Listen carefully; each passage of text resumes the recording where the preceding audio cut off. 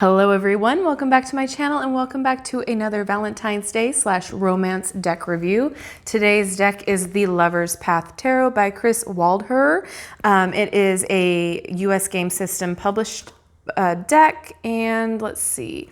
Kris Waldherr is the creator of the Goddess Tarot. This is an older deck, and I don't remember exactly how much it retails for, but I know it's over 20.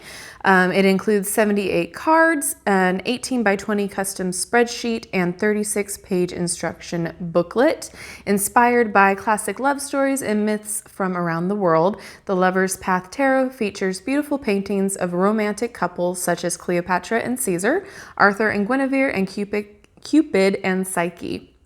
Whether seeking to improve and expand upon a love relationship with one's partner or oneself, the Lover's Path Tarot offers a sumptuously romantic and transcendent tool for individual growth and understanding. So let's go ahead and dive in. This one was wrapped in cellophane. Yay. It does have a little sleeve here. Ooh, look at that. Okay. That's very cool. Oh, so there is your spreadsheet here. Oh, I don't know if I'm going to be able to fit this all in the camera here, but I will try. So we have the dueling path. We have the relationship cross, the burning question, the lover's path, and the past, present, and future. Very cool. All right. So that is a nice little treat. Put that aside.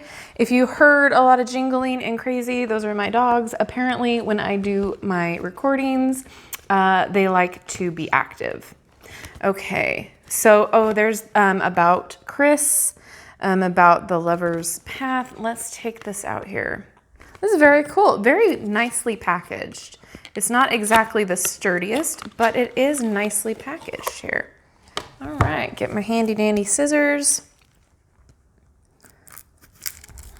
Okay.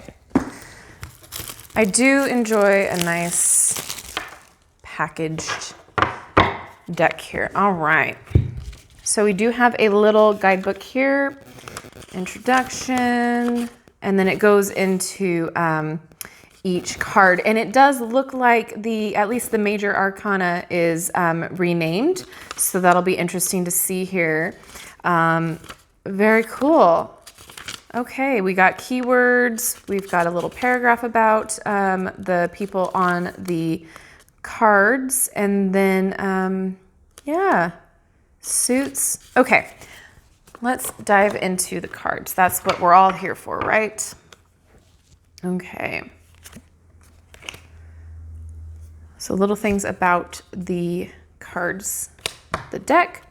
All right, first let's take a look at the back. Very cute, a little heart with angel wings and a crown.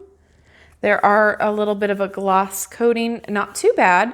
The shape of the tarot deck is more of a shorter rectangle, so it might be a little bit harder to grip for those of you with smaller hands. Just putting that out there. Okay. So it does say the couple's names here, and the Fool is Innocence. All right. Merlin and Vivian. That's really cool. I'm loving the artwork. Wisdom for the High Priestess. Cleopatra and Caesar for the Empress. Emperor Arthur, that makes a lot of sense. Hierophant, Lovers. That's beautiful.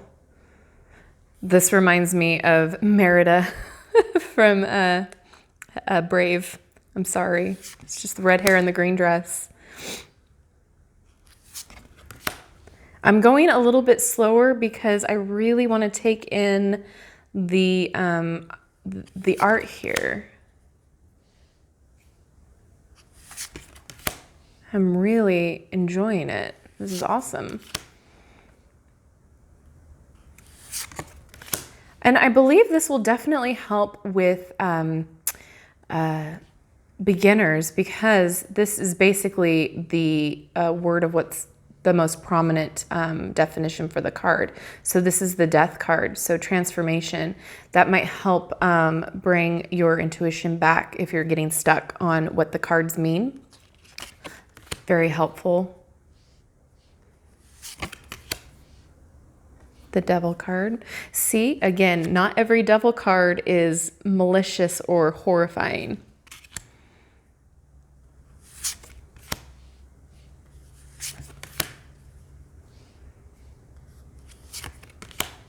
Oh my goodness. They feel really nice in the hand. They glide really nice. Okay. So now we are at the cups suit. I just am really loving this art. Very Renaissance kind of art to me. Again, very well depicted imagery here.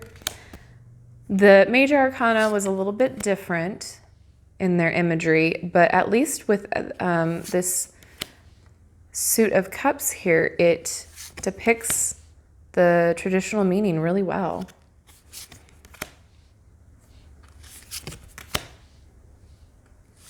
Very nice. Okay, so pages are princesses. Princes are knights. Okay. Here we have the suit of wands and its staves here.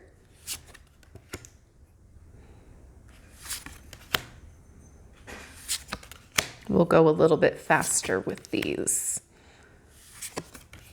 Yes, it's very nicely done.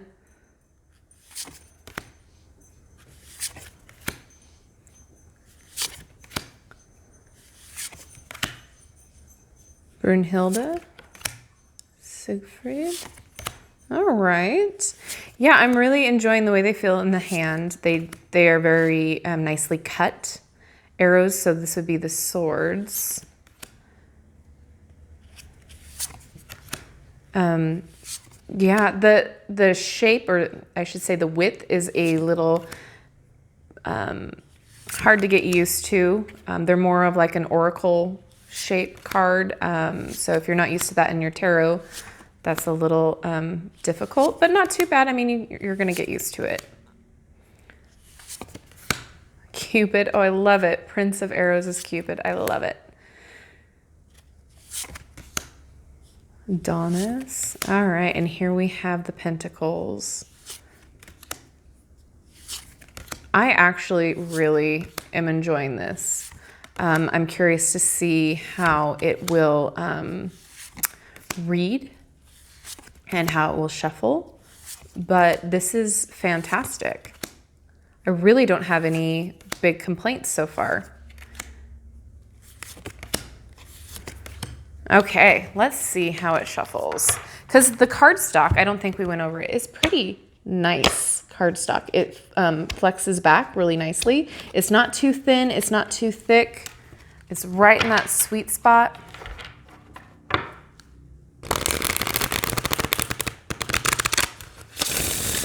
Ah, yes.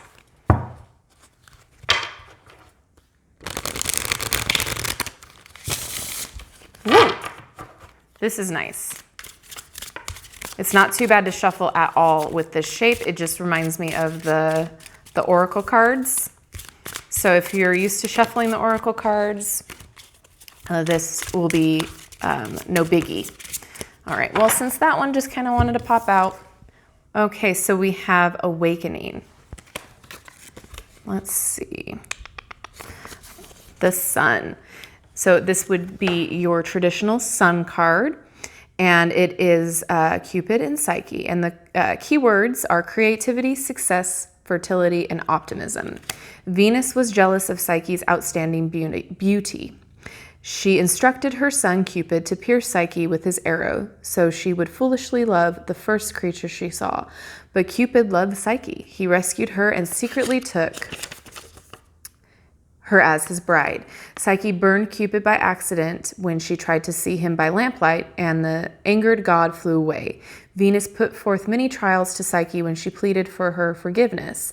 Cupid and Psyche were soon rejoined, awakened to the preciousness of their love by its testing. So meanings are emotional awakening, an expansive, life-affirming energy that brings opportunity and optimism, love and sexuality, creativity and procreation, relationships with children.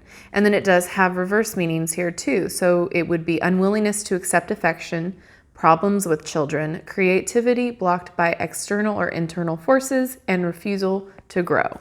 All right, so that's pretty cool. So I don't really have anything awful to say about this. However, like I said, if you are a beginner to tarot and you want to, you feel pulled to this deck, it may be a little tricky just because the major arcana is renamed, but I feel like it will help you learn the cards' meanings quicker. So keep that in mind as well.